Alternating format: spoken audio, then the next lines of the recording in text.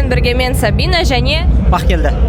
енді жеңістен кейін көңіл-күйіңіз туралы айтсаңыз бізге. Енді 10 сағаттық жол жүріп келгеннен кейін таксимен өте керемет ақтадым деп ойлаймын. Бапкерлерімнің осы Алла разы болсын, жақсы дайындап шықты. Осы бүкіл бапкерімді айтып тастайын, осыны нені қолдандым енді. Осы үлкеннен, жас үлкеннен бастайын. Бірінші Жангелді ағай Волниктен беретін ағайыма Алла разы болсын. Және де Ағаділ Бақчан ағайыма ММА клуб Қажымқан Тұранордан бас бапкеріне Алла разы болсын.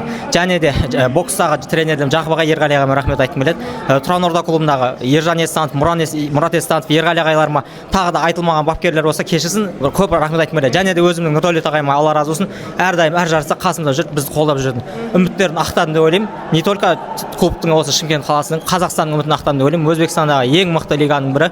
Алаң қалумен жеңіске жеттім. Енді бұдан тоқтап қалмай, араға бір жарым жыл үзіліс салып жеңіске жеткенімге қарамастан, тағы да Құдай қаласа үлкен жеңістерге жетемін деген ниеттемін, Құдай қаласа. Біз де ниеттеміз. Енді сіз октагонда өзіңізді үйде сияқты сезініп төбелескенсіз, соны байқадым мен.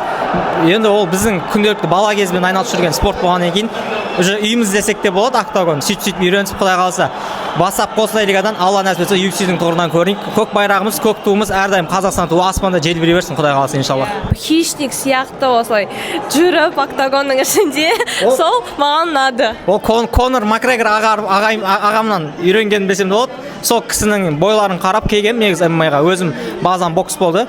Сол Конор ағамызға қарадым, өзім сөйтіп сезініп, хищник секілді сезінген көрдім да. Неге бізде адам істеген істемейді ғой деген сияқты Брюс-Ли ағамыздың айтқаны бар. Дәл сөйтіп өзім істеп қайталап шықтым. Сол же бұл бірінші рет емес, уже 2-3 жарысында да өзім сондай еркін сезініп шыққан кезім болған. Соған қуанамын әлі күнге дейін. Как үйім ғой сіздің айтқан октагонда.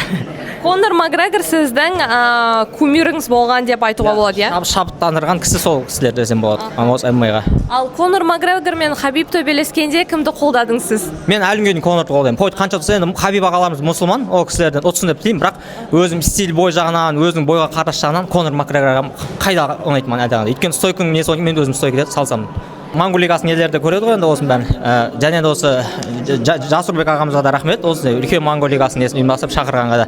Және де Жасурбек аға көріп тұрса, бонус күтемін деп ойлаймын. Өйткені жақсы бойдың бірі болды. Стойкадағы ең андай күтіп второй нөмірде әдемі ойнаған бойцтердің бірі болдым деп айта аламын осы сөйлеріңше. Енді шығатын шығар жақсы саналатын. Соған қарсы жақсы бір бонус берсе екен деген ниеттемін. Өйткені қанша жылдық 8 сағаттық жолда келгеннен кейін сол бір мәз болып сөйтіп жақсы бонуспен қайтсақ деген ниеттемін. Лайықты болып тұрсың деп ойлаймын. Өзім 100% лайықты деп ойлаймын. Жақсы, рахмет үлкен. Рахмет сізге, Алла разы болсын.